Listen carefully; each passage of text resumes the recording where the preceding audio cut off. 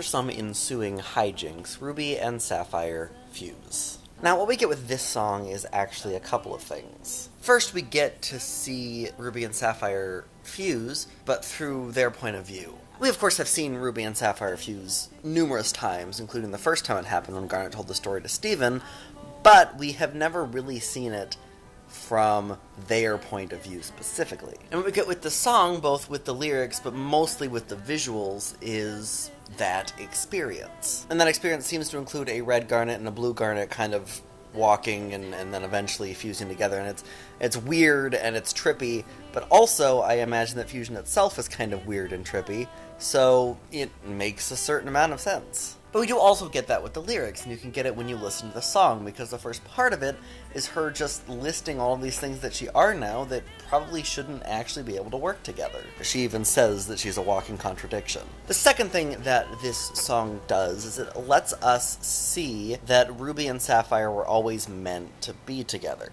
This particular fusion is unusual because when it first happened, Ruby was saving Sapphire, but this time it was Sapphire who was saving Ruby. This is also unusual because Sapphire is the one who sees the future, and back in the past, she would be the one who wouldn't do anything to stop the future that she saw coming. And so the fact that she is the one who comes in and changes the future is kind of impressive. There's a line in the song where Garnet says, "I'm suddenly back." And I don't know if this is how the writers, this is how Rebecca Sugar intended it to be interpreted, but the way that I take it is there is a part of Garnet deep down that knows that this is who she is. That Ruby and Sapphire might not remember who they are, but they know that they're supposed to be together, even if they aren't really able to acknowledge it at first. Again, I don't know if that's how the original writers intended it, but that's just always how I have interpreted it. However, I know I mentioned two things, but there's actually a third one that I guess I